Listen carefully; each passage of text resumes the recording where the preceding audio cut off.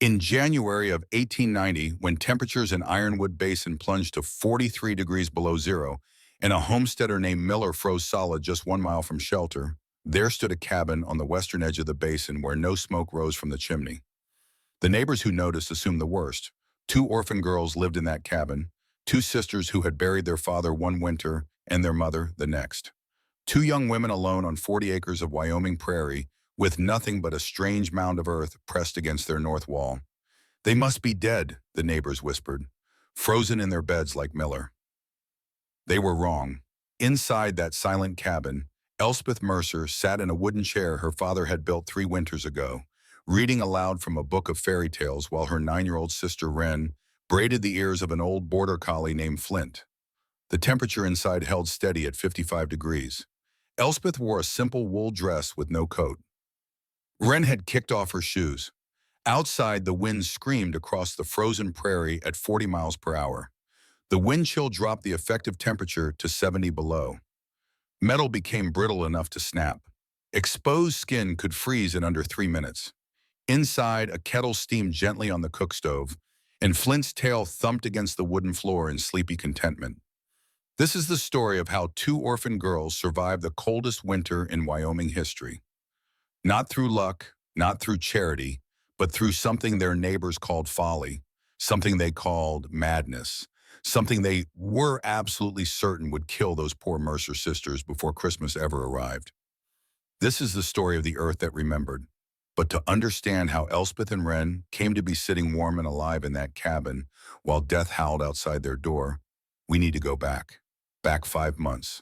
Back to a September morning when the whole basin gathered at the Mercantile to confirm that the elder Mercer girl had finally lost her mind.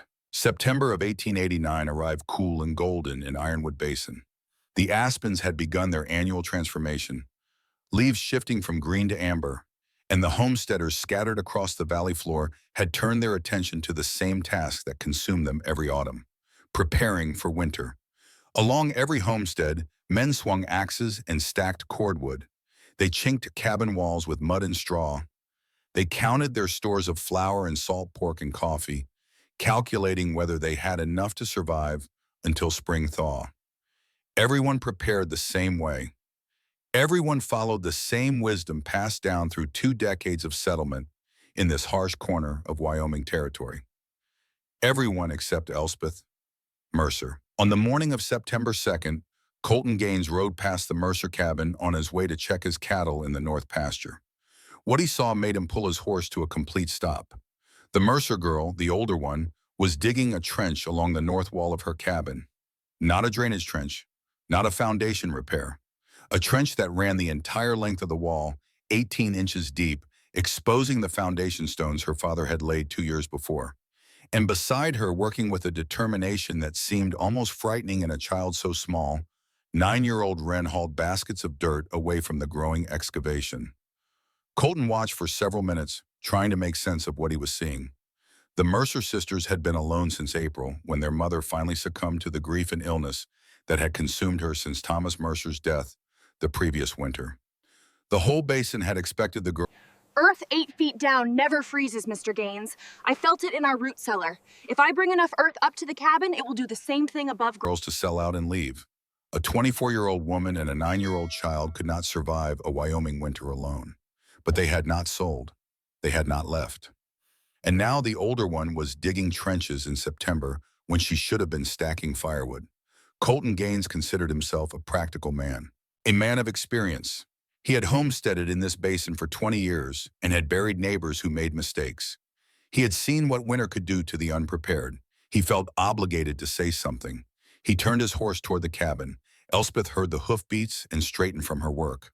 Her hands were already raw despite the leather gloves she wore. Her back ached from 2 hours of digging. But her eyes, when she turned to face the approaching rider, held no uncertainty. She had her father's eyes, gray as winter storm clouds, steady as stone. Colton dismounted and walked to the edge of the trench. Up close, he could see the precision of the excavation.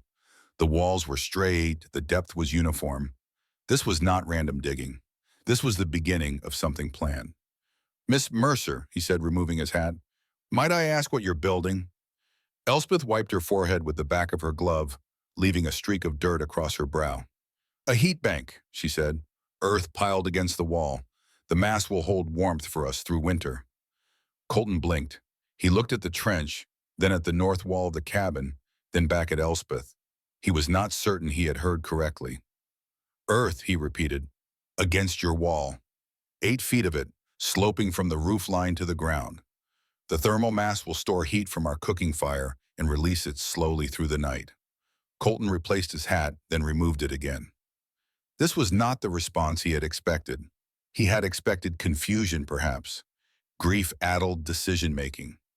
Not this calm explanation of something that sounded like pure madness. Miss Mercer, he said carefully, Earth doesn't hold heat. Earth is what freezes. That's why we build up off the ground, not into it. 20 years I've lived here, and I've never seen anyone pile dirt against their cabin wall. Elspeth met his gaze without flinching. Earth 8 feet down never freezes, she said. I felt it in our root cellar, 51 degrees year-round. If I bring enough earth up to the cabin, it will do the same thing above ground. The mass is what matters. Colton glanced toward the root cellar door set into a small rise behind the cabin. He had a root cellar himself. He knew it stayed cool in summer and never quite froze in winter. But he had never considered that there might be a principle behind it, a principle that could be applied elsewhere. With respect, Miss Mercer, he said, your father was a good man, a skilled stonemason. But he's gone now and you've got a child to think about. Winter experiments that fail out here don't give second chances. Something flickered in Elspeth's gray eyes, something that might have been grief or might have been iron. My father died because he fought winter the way everyone here fights it, she said quietly, burning wood faster than he could cut it, waking every 2 hours to feed a fire that was never enough, working himself to exhaustion and then dying of a cough that wouldn't clear. I will not do the same thing and expect a different result. Colton had no response to that. Thomas Mercer's death had shocked no one. The man had worked himself into the grave trying to keep his family warm, burning through cordwood at a rate that left him perpetually behind. It was a story that repeated itself across the frontier every winter. But the solution this young woman proposed was not more wood, not better insulation in the conventional sense. She proposed to bury half her cabin under a mountain of dirt. Miss Mercer, Colton said, and he tried to make his voice gentle, if this experiment fails, if you and your sister freeze this winter because you built a dirt pile instead of cutting wood, the county will have questions. They might decide you're not fit to care for a child. Silas Blackwood has already spoken to Judge Henderson about your situation. Elspeth's expression did not change, but something behind her eyes went very still. Silas Blackwood, she said, wants to buy our land for $40. Land my father died for. Land worth $200 at minimum. He wants to help you, Miss Mercer, in his way. His way involves taking everything my family built. When Earth is packed tight, the heat gets trapped inside, just like when you clasp your hands together. We are making the house. And paying a fraction of its worth. His way involves separating me from my sister because he doesn't believe a woman can survive without a man to direct her. His way is not help, Mr. Gaines. His way is theft dressed in concern. Colton had no answer for that either. He knew Silas Blackwood, knew the man had expanded his holdings steadily over 2 decades, often by purchasing land from desperate widows and struggling homesteaders for pennies on the dollar. It was legal. It was even, in a certain cold light, practical. But it was not charity, and everyone who accepted Silas Blackwood's help understood they were being taken advantage of. Colton replaced his hat for the final time. I hope you're right about the dirt, Miss Mercer, for your sake and your sister's. He mounted his horse and rode away, but he did not go directly to his north pasture. He rode instead to the mercantile in the center of the basin's small settlement. By noon, half the homesteaders in Ironwood Basin had heard about the widow Mercer's girl and her plan to bury her cabin under a pile of earth. By Sunday, it was all anyone could talk about. The work began in earnest the first week of September. Elspeth could not hire help. She could not afford laborers, even if any had been willing to work on what everyone was calling her folly. So she and Wren did it alone, working in the cooling autumn air, building their survival one basket of dirt at a time. The trench along the north wall was only the beginning. Elspeth needed the earth berm to bond directly to the cabin structure, creating one continuous thermal mass rather than separate pieces. The foundation stones her father had laid with such care would serve as the anchor. The earth would press against them, touch them, become one with them. Wren worked beside her sister without complaint. At 9 years old, she was too young to fully understand the science Elspeth tried to explain. But she understood something more important. She understood that her sister was fighting for their survival. She understood that every basket of earth she carried was a brick in the wall between them and death. And she understood that Flint, the old border collie who had been their father's constant companion, approved of what they were doing. Flint was 11 years old that September, ancient for a working dog. His muzzle had gone gray, and he no longer had the energy to herd cattle the way he once had. But he still had the instincts. He still watched and evaluated and judged. When Elspeth dug the trench, Flint lay at the corner of the cabin and observed. When Wren hauled baskets, Flint followed at her heels, his tail wagging slowly. When the sisters paused to rest, Flint pressed his warm body against Wren's legs and looked up at Elspeth with eyes that seemed to say, "Yes, this is right. Keep going." Dogs know things, Elspeth's father had always said. They know when a storm is coming. They know when a person means harm, and they know when something good is being built. The retaining frame went up in the second week of September. Elspeth had salvaged heavy timbers from a collapsed fence line on the far edge of their property, dragging them to the cabin on the sledge her father had built for moving stones. She notched the timbers with her father's old tools, fitting them together the way he had taught her, each joint tight and deliberate. The frame would hold the earth berm's outer face, preventing it from slumping into a useless pile. It rose at a 45-degree angle from a line 3 feet out from the cabin wall, leaning back toward the roof line. When the earth was packed inside, the frame would contain it, shape it, transform it from a pile of dirt into a functioning thermal mass. Wren held boards steady while Elspeth hammered. She handed nails without being asked. She tested each joint the way her sister showed her, checking for tightness, learning why loose construction meant loose earth, and loose earth meant air gaps that would steal their heat come winter. "Why does it have to be so tight?" Wren asked one evening as they sat on the cabin steps, watching the sunset paint the basin in shades of orange and gold. "Because air moves," Elspeth said. "When air moves through earth, it carries heat away. But when earth is packed tight, the air can't move. The heat stays trapped, like holding your hands together instead of spreading your fingers." Wren pressed her palms together and felt the warmth build between them. "The earth holds hands with our cabin," she said. Elspeth smiled. It was the first time she had smiled since their mother died. "Yes," she said, "exactly like that." The earth hauling began in mid-September. Elspeth had identified a slight rise 200 yards south of the cabin where the soil was rich and dense. Dark loam mixed with clay, the kind that would pack firm and hold its shape. She tested it first, squeezing handfuls to check moisture content, digging down 2 feet to ensure consistency throughout the deposit. This was knowledge her father had passed to her, not just the theory of thermal mass, but the practical details. How to choose soil, how to test its properties, how to layer it for maximum density. Thomas Mercer had been a stonemason from Cornwall, England, where generations of miners had lived in structures carved from living rock.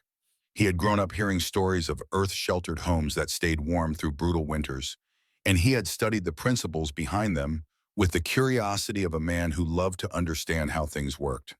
He had meant to build an earth berm against their cabin eventually. He had talked about it with Elspeth during their first summer in Wyoming, explaining the science, showing her diagrams he had sketched in his leather-bound journal. But the work of establishing a homestead had consumed all his time, and when winter came, he had fallen back on the conventional approach. Cutting wood, burning wood, cutting more wood. It had killed him. Now Elspeth would finish what he had planned. She would build the earth berm. My father died working himself into the grave trying to buy wood he couldn't afford. You call my plan madness because it costs nothing. He had designed, using the knowledge he had taught her, proving that his ideas were not madness, but wisdom. She filled burlap sacks with dense earth, loaded them onto the sledge, and dragged them to the cabin.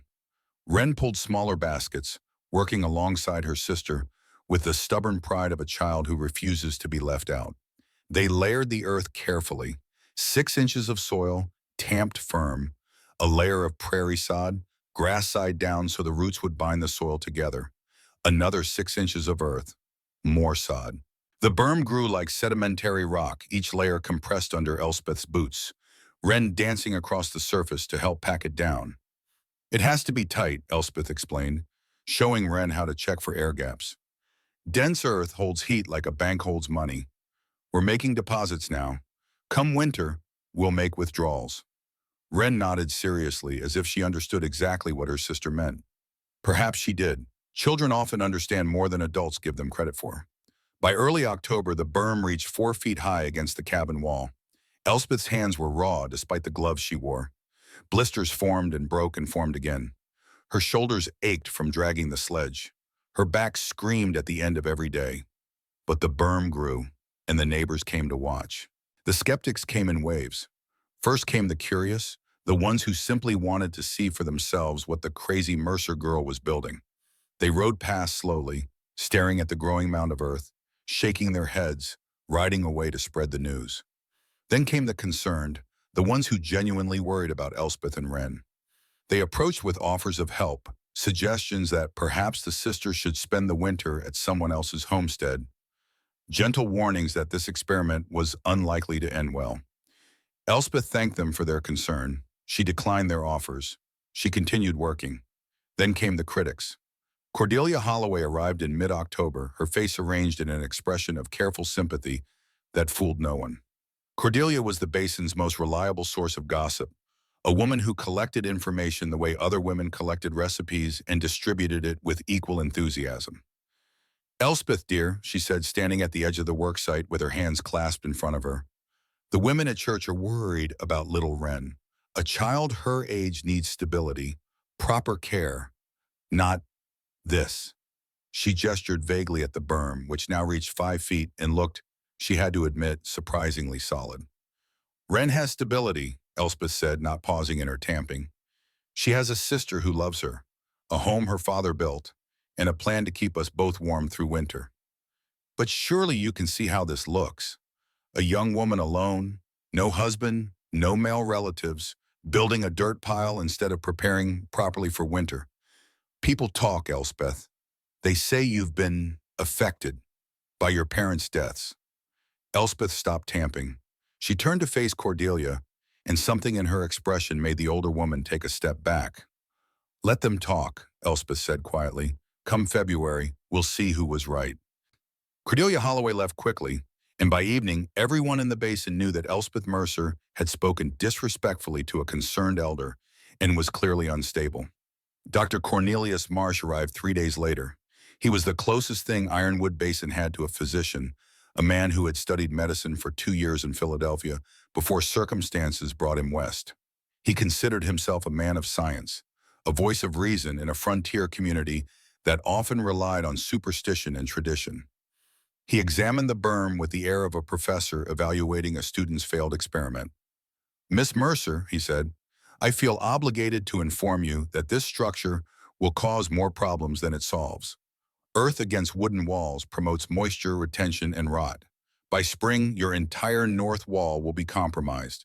The cabin may become structurally unsound." Elspeth pointed to the base of the berm, where she had carefully sloped the earth away from the foundation. "The drainage angle channels water away from the structure," she said, "and there's an air gap between the berm face and the actual cabin wall. The wood will stay dry." Dr. Marsh frowned. He had not expected technical knowledge from a young woman without formal education. It was unsettling. "Even so," he said, "the fundamental premise is flawed. Earth does not store heat in any meaningful way. This mass will simply freeze solid and draw warmth out of your cabin rather than preserving it." "The outer layers will freeze," Elspeth agreed, "but the mass closest to the cabin will stay above freezing all winter, warmed by the cabin's own heat. It's a cycle, Dr. Marsh. Heat flows out into the earth. The earth holds it. The earth flows it back. The principle is called thermal mass." Dr. Marsh had never heard the term, but he was not about to admit ignorance to a 24-year-old girl. "Thermal mass," he repeated, his tone suggesting he found the concept dubious at best. Well, I've offered my professional opinion. What you do with it is your own affair. He rode away convinced that the Mercer sisters would be seeking shelter at a neighbor's cabin by Christmas. Perhaps sooner. Father Brennan came on Sunday after services. He was a kind man, genuinely concerned for the souls and bodies of his small congregation, and his worry for Elspeth and Wren was sincere. "My child," he said, standing beside the berm with his hands folded, "where did this knowledge come from? These techniques you're using, they're not from any teaching I recognize." "From my father," Elspeth said. "He was a stonemason from Cornwall. His people lived in earth-sheltered structures for generations. It's not magic, Father, it's physics." Father Brennan nodded slowly. He was not entirely convinced, but he was also not the sort of man who dismissed ideas simply because they were unfamiliar. "I will pray for your safety," he said, "and for your success. God helps those who help themselves, they say. Perhaps he will help you as well." It was the closest thing to support Elspeth had received from anyone in the basin. But it was not enough to counter the growing consensus. By the end of October, the verdict was nearly unanimous. The Mercer sisters were going to freeze to death. Then Silas Blackwood came to call. He arrived on the 28th of October, riding a tall black horse and wearing a coat that cost more than most homesteaders earned in a year. Silas Blackwood was the richest man in Ironwood Basin, owner of the largest ranch, employer of the most hands. He had built his empire through hard work and harder bargaining, and he had a reputation for getting what he wanted. What he wanted now was the Mercer land. He dismounted and walked slowly around the berm, examining it from every angle. Elspeth watched him warily. She had expected this visit eventually. She had not expected him to take so long evaluating her work. You don't need to apologize for doubting me, Colton. Conventional wisdom says wood keeps you warm. But wood runs out. "Impressive," he said finally. "Foolish, but impressive. You've put considerable labor into this construction. Thank you for your assessment, Mr. Blackwood. My offer still stands, Miss Mercer. $50 for the property, enough to start over somewhere more suitable for 2 young women alone. The land is worth $200. The cabin alone is worth more than $50. The land is worth what someone will pay for it. And right now, Miss Mercer, no one will pay more than $50 for property owned by a woman who buries her house under dirt and calls it science. Your reputation precedes you." Elspeth felt Wren press against her side. Flint, who had been dozing in a patch of late afternoon sun, raised his head and growled softly. "My reputation is my own concern," Elspeth said, "as is my land. The answer is no, Mr. Blackwood. It will continue to be no." Something shifted behind Silas Blackwood's eyes. A calculation. A decision. "You're stubborn," he said, "like your father. Thomas was stubborn too. Stubborn enough to work himself to death rather than accept help. I offered to buy him out, the winter before he died, offered him a fair price, a chance to take his family somewhere easier. He refused. And now he's buried on that hill behind your cabin, and his wife lies beside him, and his children are building monuments to madness." Elspeth's hands clenched into fists at her cheeks. "Get off my property, Mr. Blackwood. I'm trying to help you, Miss Mercer. This winter will be hard, perhaps the hardest this basin has ever seen. The signs are there for those who can read them. When the cold comes, really comes, you will wish you had accepted my offer. But by then, it may be too late." He mounted his horse and looked down at her with an expression that might have been pity if it had been anyone else. "I've spoken with Judge Henderson," he said, "about your sister, about your fitness to care for a child. If Wren suffers because of your stubbornness, because of this experiment that every sensible person in this basin knows will fail, there will be consequences. Legal consequences." He rode away without waiting for a response. The next day, Patience Blackwood, Silas's daughter-in-law, appeared at the cabin with a basket of preserves and an offer to take Wren somewhere safer for the winter. Elspeth declined politely but firmly. She understood now that the Blackwood family was working together, using concern as a weapon to separate her from her sister. That evening, Wren tugged at Elspeth's sleeve. "What did he mean?" she asked. "About consequences?"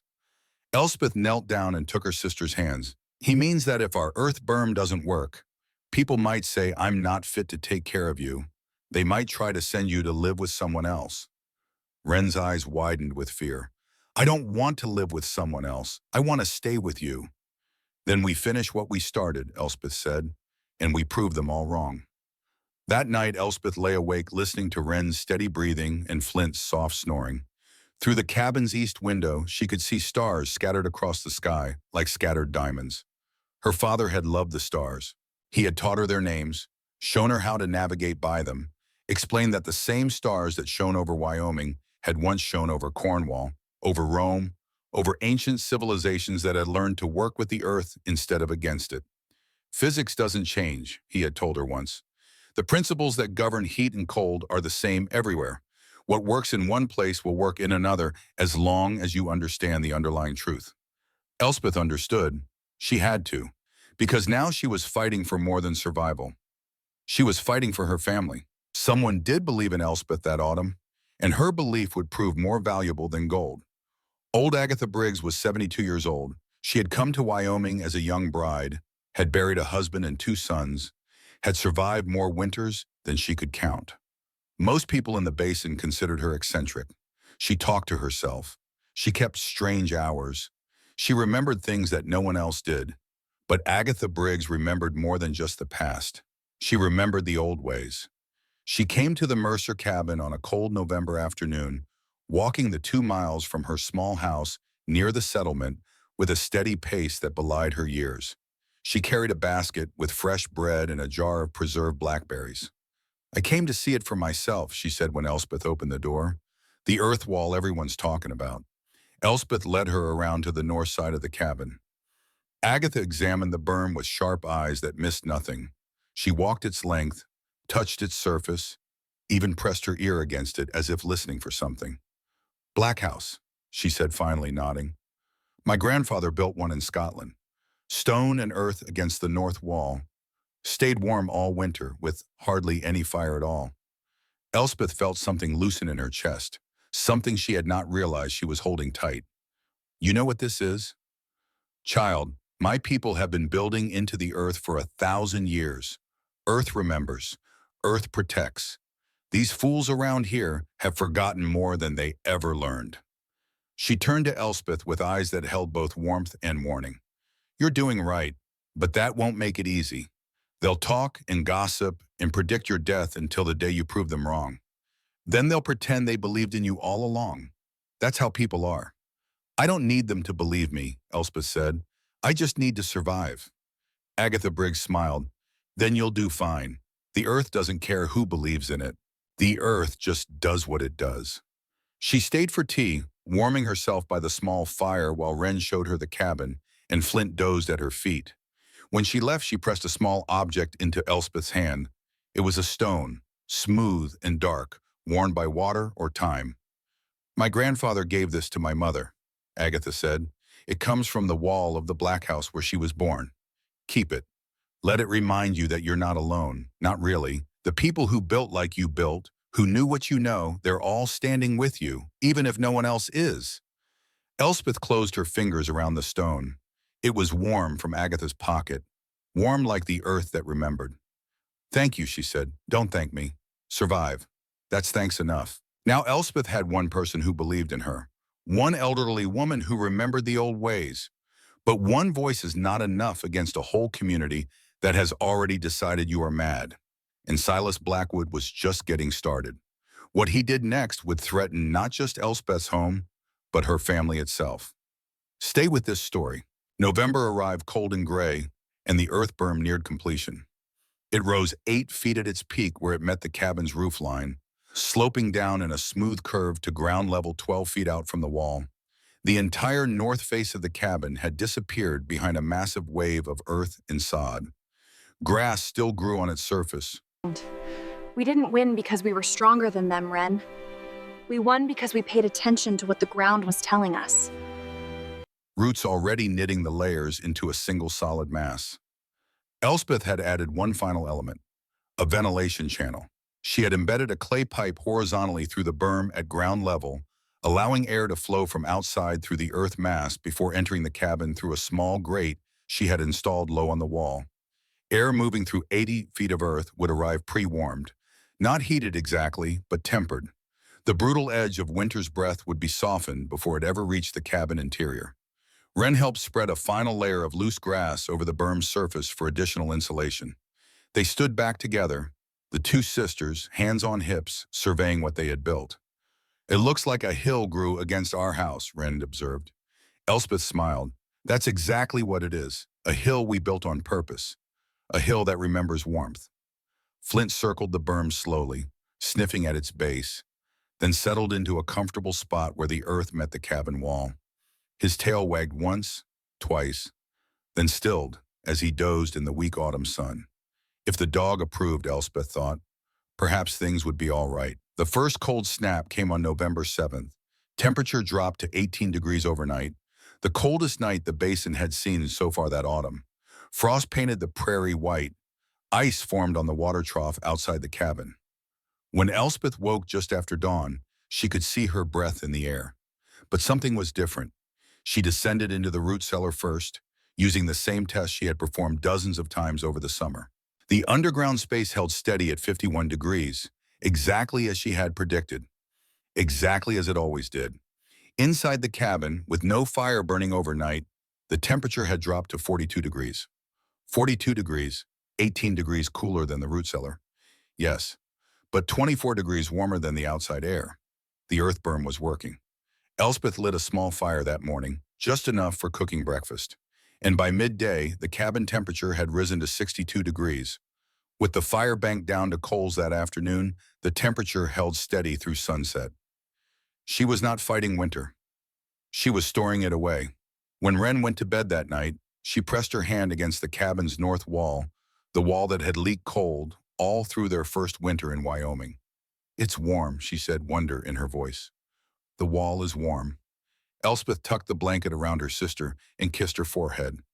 "The earth remembers the fire," she said. "It holds the heat and gives it back slowly.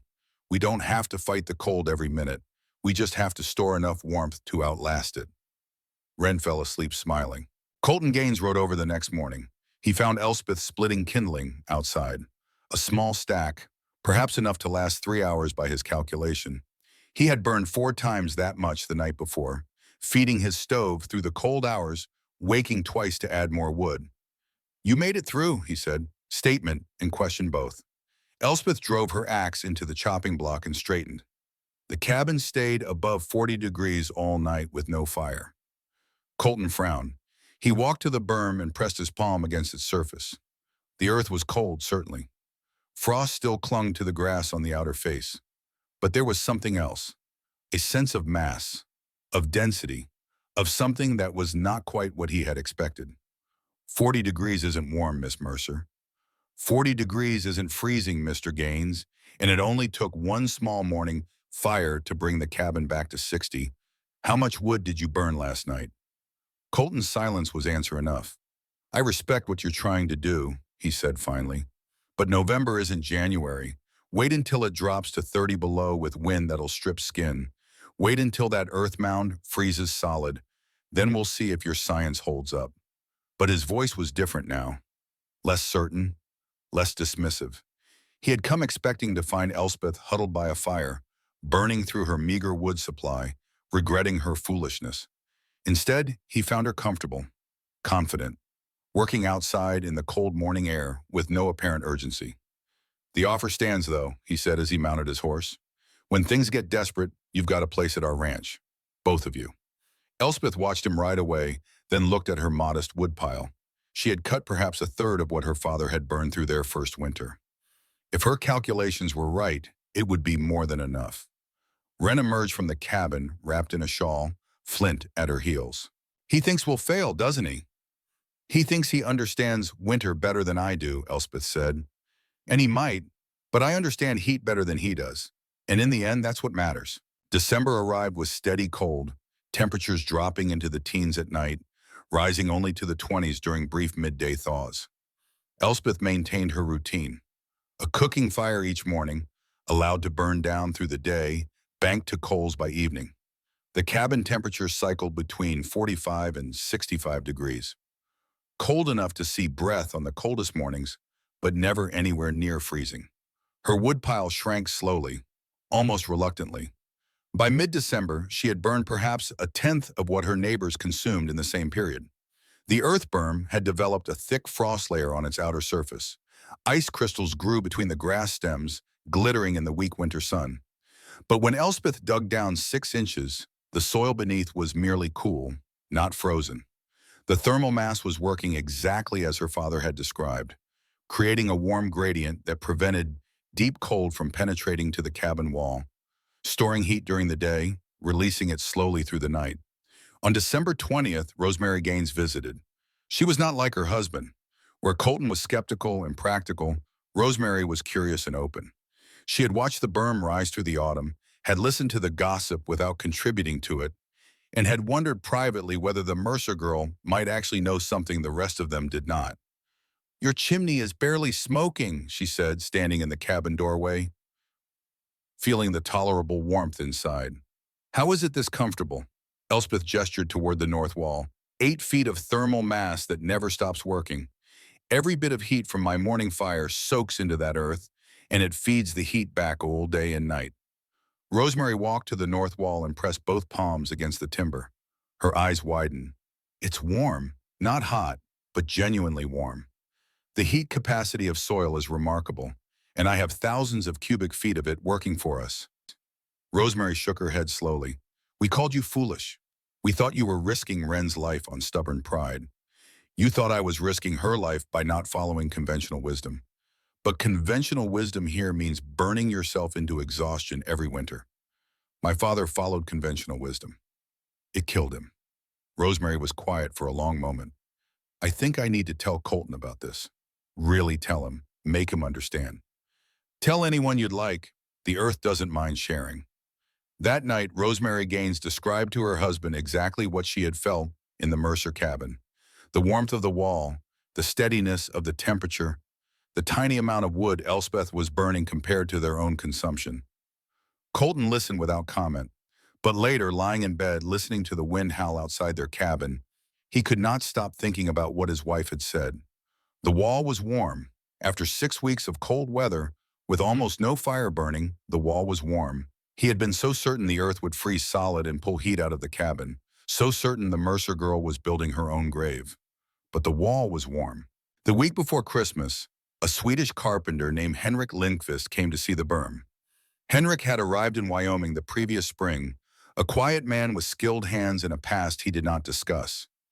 He had built furniture for several families in the basin, earning a reputation for quality work and fair prices. But he had not integrated into the community. He kept to himself, spoke with a heavy accent, and was regarded by most as a foreigner of uncertain trustworthiness. He stood before the berm for a long time, not speaking, just looking. Then he knelt and pressed his hand against the earth the way Rosemary had pressed her hand against the wall. "Jord källare," he said finally. "In Sweden, we call this jord källare, earth cellar. My grandmother had one, stayed warm all winter." Elspeth felt something shift inside her. Another person who knew, another voice that would speak for her if the time came. "It works," she said simply. "Yeah, it works. And these people, they don't understand. They will, eventually." Henrik straightened and looked at her with eyes that had seen more than Wyoming winters. "If you need someone to speak for you at the court, I will speak. I know this way. I grew up with it. They cannot say it is madness when a man from the old country knows it is wisdom." "Thank you, Mr. Lindqvist." "Henrik, just Henrik. We are the same, you and I. We know things they have forgotten. That is not madness. That is memory." He walked away into the gray December afternoon, and Elspeth watched him go with a feeling she had not experienced in months. Hope. If you're wondering what happens when the whole community thinks you've lost your mind and you keep building anyway, stay with this story. Because what Elspeth built that autumn would soon be the only thing standing between 14 people and death. But first, she had to face the coldest winter in Wyoming history. January 1890 arrived with prophetic cruelty. The cold that descended on Ironwood Basin during the second week made the previous winter look merciful by comparison. It began on January 8th with temperatures dropping from a tolerable 20 degrees to -15 by midnight. Elspeth woke Wren early on the 9th, sensing something wrong in the quality of the cold outside. The air had that peculiar stillness that preceded the worst weather. Even Flint seemed unsettled, pacing near the door, whining softly. "Stay inside today," Elspeth said, building up the morning fire larger than usual. "Whatever comes, we wait it out here." By noon on January 9th, the temperature had plunged to -28. By sunset, -35. And on the morning of January 10th, when Elspeth cracked the cabin door to check the thermometer her father had mounted on the east wall, it read -43 degrees. 43 degrees below zero. Cold enough to freeze exposed skin in under 3 minutes. Cold enough to turn metal brittle. Cold enough to kill anyone caught unprepared. The wind had risen during the night, steady gusts that drove the cold through every gap and crack in structures across the basin. This was not ordinary winter. This was something else. Something that felt almost personal in its malevolence. 3 miles south, Colton Gaines and his ranch hands were burning wood in a desperate rotation, feeding the bunkhouse stove every hour, watching frost form on interior walls despite the roaring fire. 5 miles east, a family named Patterson ran out of cut wood on January 11th and began burning furniture to survive. 8 miles from the nearest neighbor, a homesteader named Miller looked at his failing cabin, his frozen water supply, his inadequate wood pile, and made a decision that would cost him his life. He decided to walk to the Gaines ranch. They found him 2 days later, frozen solid, 1 mile from shelter. He had survived the first 7 miles. He had survived the hours of walking through wind that cut like knives. But in the end, 1 mile had been too far. The cold did not care how far he had come. The cold only cared that he had stopped. At the Mercer cabin, January 9th proceeded almost normally.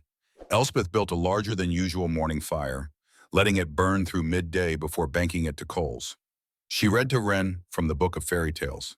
She mended a tear in one of her sister's dresses.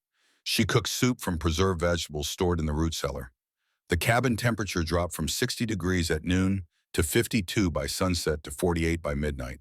Cold, certainly. Wren slept in her coat under extra blankets. Flint curled tightly at the foot of her bed, adding his warmth to hers. But nowhere near freezing, nowhere near dangerous.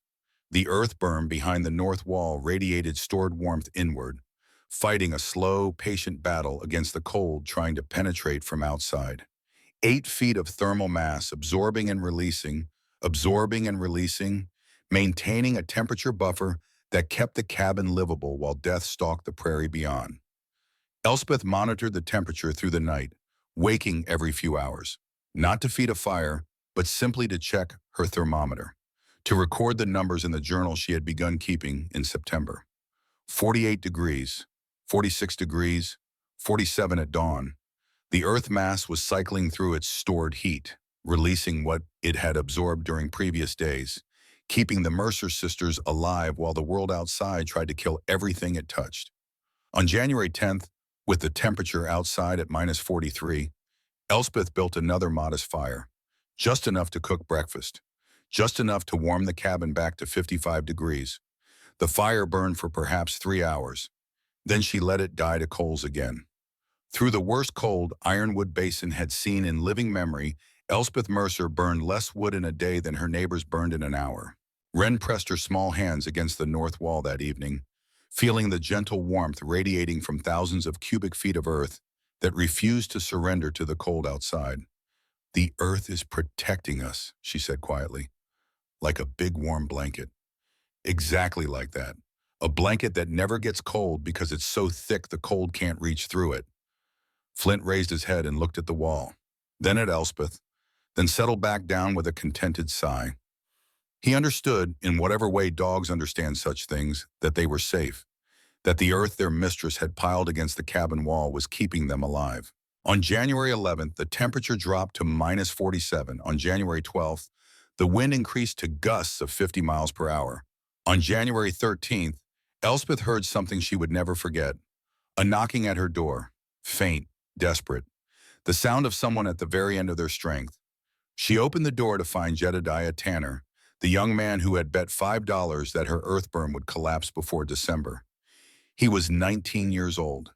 He had walked 3 miles through the killing cold. His face was the color of paper. His hands were black.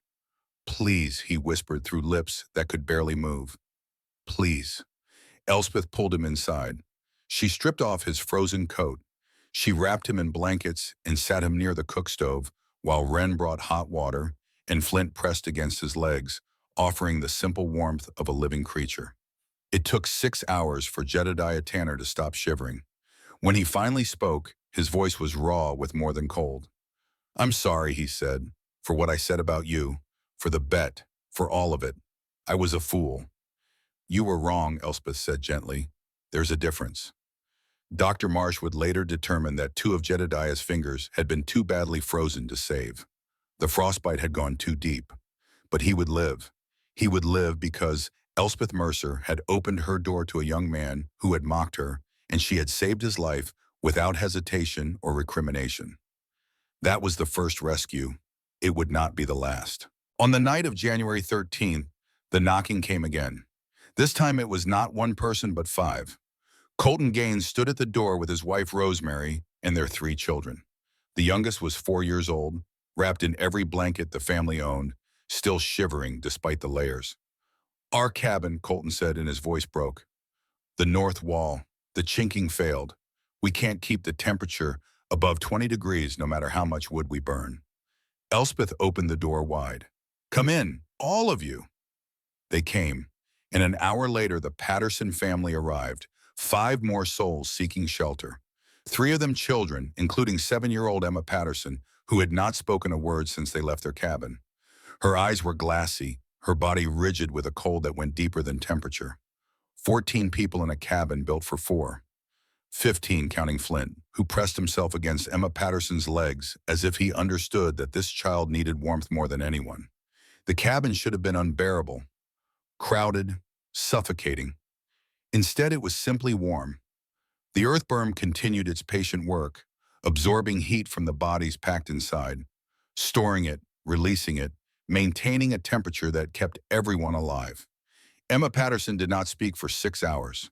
When she finally did, her first words were not about the cold, not about the fear, not about the journey through the killing wind. "Can I pet the dog?" she whispered. Wren knelt beside her and guided her small hand to Flint's fur. "His name is Flint," Wren said. "He's very old, but he's very warm." Emma buried her face in the dog's neck and cried, and everyone in that crowded cabin understood that the tears were not sadness, but relief, the relief of a child who had been certain she was going to die and had discovered she was going to live. That night, 14 people slept in the Mercer cabin. They slept on the floor, on chairs, leaning against walls. They slept in shifts, taking turns by the small fire that Elspeth maintained more for comfort than necessity. And in the morning, when the temperature outside had risen to a merely brutal -32, Colton Gaines looked at Elspeth Mercer with new eyes. "How?" he asked. "How is this possible?" Elspeth gestured toward the north wall, where the earth berm pressed against the timber like a patient guardian. "The earth remembers," she said simply. "It remembers every fire we've burned since September, and now it's giving that heat back." 14 people survived that night in a cabin built for 4. But survival was only the first battle. Silas Blackwood's lawsuit still hung over Elspeth's head. In just a few weeks, she would stand before Judge Henderson and fight for the right to keep her sister. Everything she had built, everything she had proven, would come down to 1 courtroom and 12 witnesses. Would it be enough? On January 14th, the cold finally broke. Temperatures rose to an almost pleasant -5. After 6 days of 40 below, -5 felt like spring. Elspeth had used perhaps a third of her remaining wood supply through the crisis. Across the basin, families had burned everything they could spare, and then some, exhausting wood piles that were supposed to last through February. Miller was dead. Jedediah Tanner had lost 2 fingers. The Patterson family had burned their dining table, their spare bed frame, and 2 chairs. Colton Gaines had burned 16 cords of wood in 6 days. His hands were cut to pieces from emergency splitting. His ranch hands were exhausted, and they had still slept in their coats because the fire could not keep up with the cold. And on the morning of January 15th, Colton Gaines stood before Elspeth Mercer in the cabin that had saved his family. He held his hat in his hands. His face looked like he had aged 10 years in a week. There were dark circles under his eyes and a tremor in his hands that had nothing to do with cold. Miss Mercer, he said quietly, I need to say something, and I need you to know I'm saying it sincerely. Elspeth waited. I was wrong, he said, and his voice cracked on the word. I called you foolish. I told everyone in this basin that you were building your own grave. I thought you were risking your sister's life on stubborn pride. He looked at the north wall, where the earth berm pressed against the timber. And then my cabin failed. My cabin built the way everyone builds cabins. And I had to bring my family here to the house I said would kill you. And your wall was warm. After 6 days of 40 below, your wall was warm to the touch.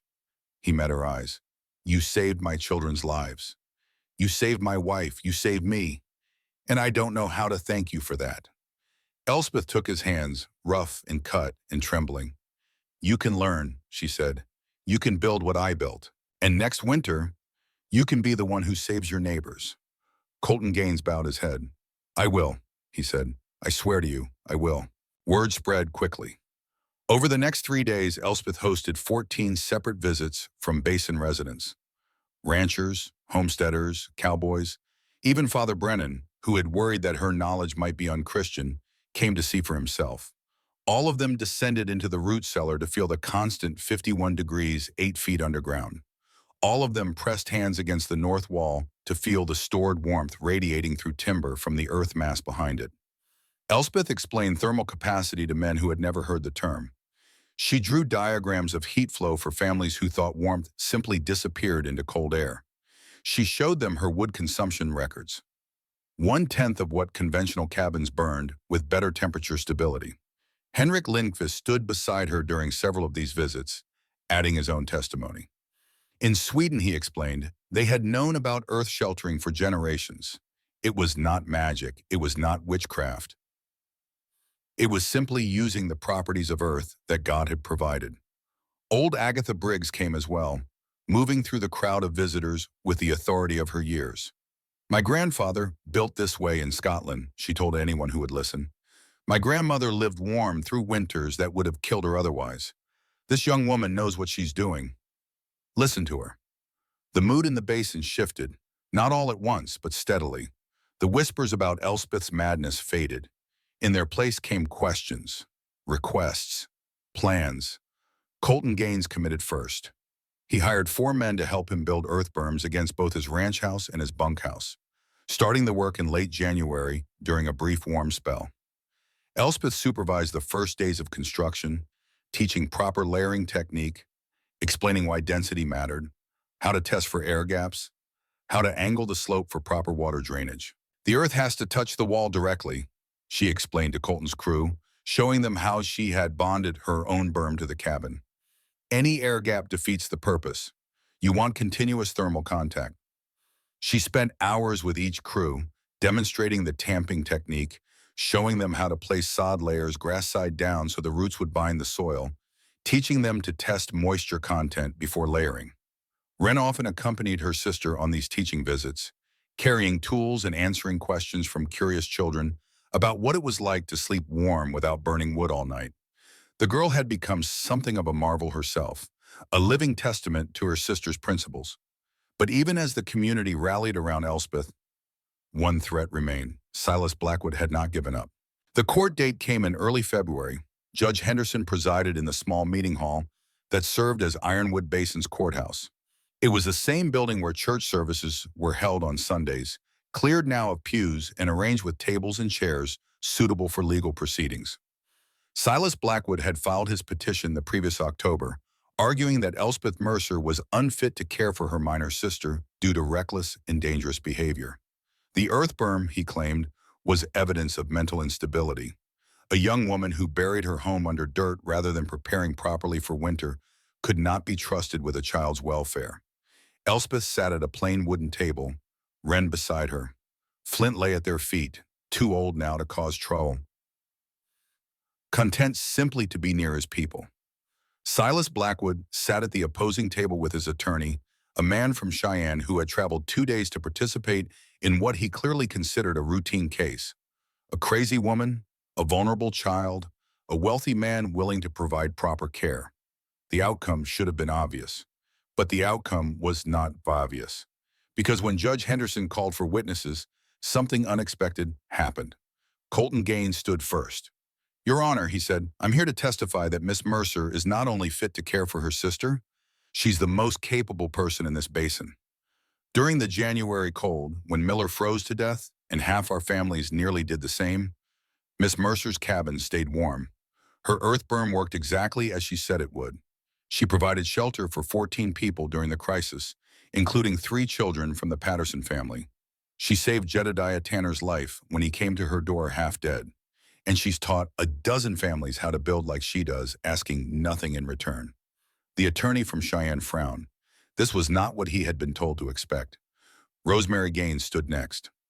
"I visited the Mercer cabin in December," she said. "The wall was warm to the touch. The children were comfortable. Miss Mercer has done more for her sister than most parents do for their children. She deserves respect, not prosecution." Henrik Lindqvist stood. "In Sweden, where I come from, we have built with earth for generations. What Miss Mercer has done is not madness. It is old wisdom that these people forgot. I stake my reputation on her fitness." Dr. Cornelius Marsh stood, the man who had predicted rot and ruin for Elspeth's cabin. "Your Honor," he said, and his voice was tight with something that might have been shame, "I told Miss Mercer her construction was scientifically unsound. I was wrong. Her cabin outperformed every structure in this basin during the January freeze. Whatever else she may be, she is not reckless. She is perhaps the most careful planner among us." Father Brennan stood. "I worried that Miss Mercer's knowledge came from unchristian sources, but I have seen her share that knowledge freely, asking nothing in return. I have seen her open her door to a young man who mocked her and save his life. These are not the actions of an unfit guardian. These are the actions of a good Christian woman, whatever the source of her learning." Old Agatha Briggs stood, leaning on her cane. "Your Honor, I'm 72 years old. I've seen a lot of fools in my time. That young woman is not one of them. Her father taught her well, and she applied what she learned. The only fools in this room are the ones who couldn't see what she was doing." One by one they stood, 12 witnesses, homesteaders, ranchers, even Jedediah Tanner, his bandaged hand hidden in his coat, who testified that Elspeth had saved his life without hesitation or judgment. Judge Henderson listened to all of them. Then he turned to Silas Blackwood. "Mr. Blackwood," he said, "you claim Miss Mercer is unfit because she built an experimental structure instead of preparing for winter in the conventional way. Is that correct?" "Yes, Your Honor. Her behavior was reckless and endangered her sister." "Mr. Blackwood, where were you during the January freeze?" "At my ranch, Your Honor, fighting to keep my family and livestock alive." "And how many cattle did you lose?" A long pause. 40 head, Your Honor." "And Mr. Miller, who died trying to reach the Gaines Ranch, did he build an earth berm?" "No, Your Honor." "Did the Patterson family, who burned their furniture to survive?" "No, Your Honor." "And Miss Mercer, with her experimental structure and her reckless behavior, how many people did she lose?" Silas Blackwood did not answer.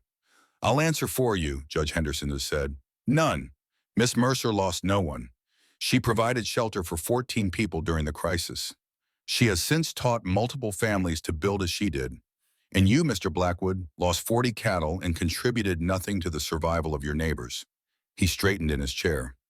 "This petition is denied. Miss Elspeth Mercer is clearly fit to care for her sister.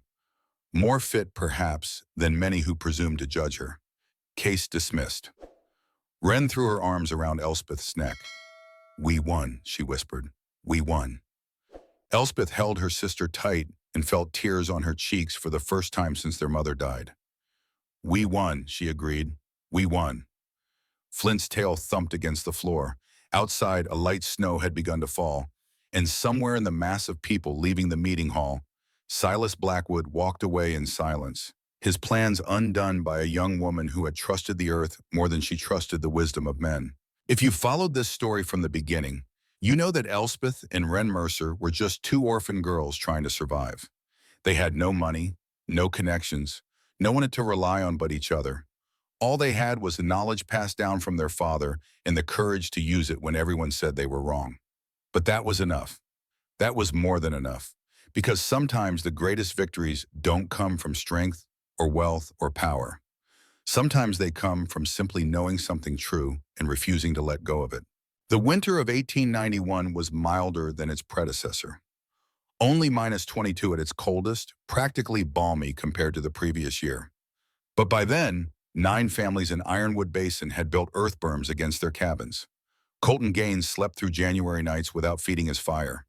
The thermal mass behind his walls held steady warmth from daytime cooking fires.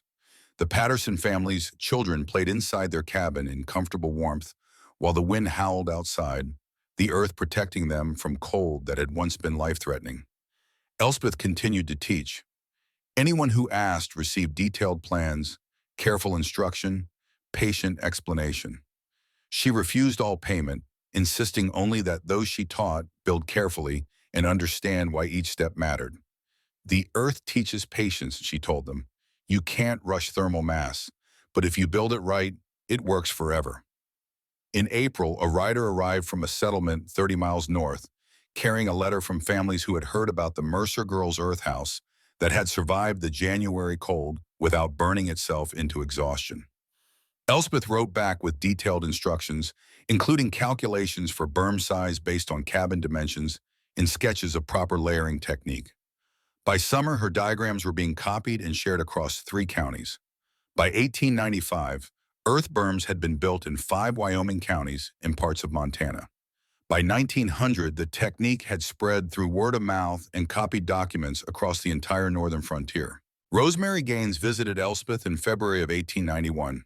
She sat in the warm cabin while Wren practiced her letters at the small table, and Flint dozed by the fire, his muzzle gray with age but his tail still capable of a friendly wag. "You saved lives," Rosemary said quietly. "The families who built berms are using a quarter of the wood they used before. Some of them wouldn't have made it through another winter like last January." "The earth saved them," Elspeth replied. "I just showed them how to ask for help." "You did more than that. You proved that a different way was possible. That survival didn't have to mean endless suffering." Elspeth looked at Wren, bent over her slate, writing carefully in the warm cabin that had once seemed impossible. "My father died fighting winter the conventional way. I couldn't do the same thing and expect a different result. So I stopped fighting and started working with what the territory offered.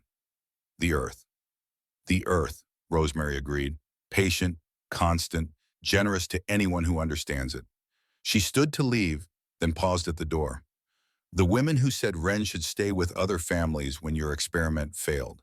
The ones who talked at church about your madness. They asked me to tell you something." "What's that?" "They were wrong and they're grateful you didn't listen." After Rosemary left, Wren looked up from her letters. "Did people really think we'd freeze, Elspeth?" "They thought I was taking a terrible risk with both our lives, and from their perspective, I was. They didn't understand what I understood about heat and earth." "But you were right." "I was right about the physics, but I was also lucky that I had the knowledge I needed and the ability to apply it. Not everyone has that." Wren set down her chalk. "Will you teach me everything so I can teach others someday?" Elspeth crossed the cabin and knelt beside her sister, pulling her close. "I'll teach you everything I know. How heat flows, how earth holds it, how structures can work with nature instead of against it. And when you're grown, you can teach whoever needs to learn." Flint died in the autumn of 1891. He was 13 years old, ancient for a working dog. His eyes had grown cloudy, his steps slow, his once tireless energy reduced to brief walks and long naps by the fire. But he had lived to see one more winter pass safely. He had lived to see the cabin that had sheltered him grow warm with the earth's embrace. He died peacefully, his head on Wren's lap, his tail giving one final weak wag as Elspeth stroked his ears and thanked him for his years of faithful companionship. They buried him on the hill behind the cabin, next to the graves of Thomas and Mary Mercer. Elspeth carved the marker herself, using the tools her father had taught her to use. Flint, faithful friend, he kept watch. Wren cried for 3 days. Elspeth held her and let her grieve and did not try to explain that death was natural, that Flint had lived a good long life, that they would see him again someday. Some grief is beyond explanation. Some losses simply hurt. But eventually the tears stopped. Eventually life continued. And every winter for the rest of their years in that cabin, Elspeth and Wren would pause at Flint's grave and remember the dog who had watched over them through the hardest time of their lives. Wren Mercer grew up strong and capable. She learned everything her sister could teach her about thermal mass and earth sheltering and the physics of heat. She learned carpentry from Henrik Lindqvist, who married a widow from the settlement and became a permanent fixture in the basin. She learned medicine from Dr. Marsh, who had revised his opinion of unconventional knowledge and was now eager to understand things he had previously dismissed. By 1895, when Wren was 15, she was already teaching younger children the principles her sister had taught her. By 1900, when Wren was 20, she had become a school teacher in Ironwood Basin, incorporating lessons about earth sheltering and practical physics into her curriculum. By 1910, when Wren was 30, she had written a small book about earth-sheltered construction that was used in schools across Wyoming. She married a man named Robert Carver in 1905. A good man, patient, kind. He built their home with an earth berm against the north wall, following the designs Wren had learned from her sister. They had 3 children. Each of them grew up knowing the story of their Aunt Elspeth and the earth that remembered. Elspeth never married. She was not opposed to the idea exactly. There were offers over the years, good men who respected her intelligence and admired her courage. But she had built a life on her own terms, and she found she did not want to change it. She remained on the Mercer homestead until her death in 1932, at the age of 67. She had seen automobiles replace horses. She had seen electricity come to Ironwood Basin. She had seen the world change in ways her father could never have imagined. But the earth berm still stood against the north wall of her cabin, still worked exactly as her father had designed it 70 years before, still kept the interior warm in winter and cool in summer, still stored heat like a bank stored money. They found her in her chair by the window, a book of fairy tales in her lap. The same book she had read to Wren during those desperate winters so long ago. She had died peacefully in the warmth of the cabin her father had built and she had perfected. Wren buried her sister on the hill beside their parents and their faithful dog. The whole basin came to the funeral, and many of them stood before the graves and remembered a young woman who had defied their certainty and saved their lives. In 1978, researchers from the University of Wyoming visited the Mercer cabin. It had been preserved as a historical site, maintained by the state as an example of early frontier innovation. The earth berm was still intact, still functional, still performing its intended purpose after nearly 90 years. The researchers measured temperature differentials. They calculated thermal mass coefficients. They compared the cabin's energy efficiency to modern construction standards.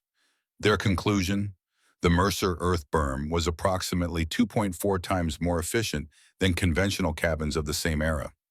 The principles Elspeth had applied in 1889 were consistent with modern understanding of passive solar design and thermal mass construction.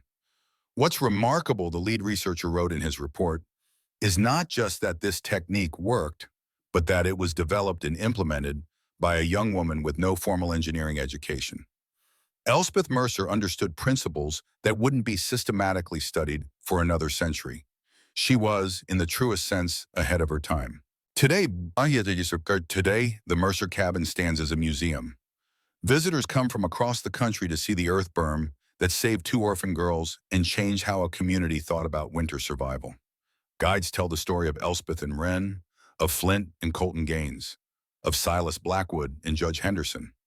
Children press their hands against the north wall and feel the warmth, just as their great-great-grandparents did more than a century ago. And somewhere in the mass of earth, still pressed against that cabin wall, the principle remains. Heat flows in, earth holds it, earth flows it back. The earth remembers. This is a story about survival, yes, but it is also a story about knowledge, about the wisdom that comes from paying attention, about the courage to trust what you know, even when everyone around you says you're wrong. Elspeth Mercer was not a genius. She was not a hero, not in the dramatic sense. She was simply a young woman who remembered what her father taught her, applied it with care and precision, and refused to give up when the world told her she should. That was enough. That was everything. Because sometimes the earth remembers, and sometimes, if we're wise enough to listen, it teaches us how to survive. The end. If this story moved you, If you found yourself thinking about the people in your own life who kept going when everyone said they should stop, take a moment to remember them.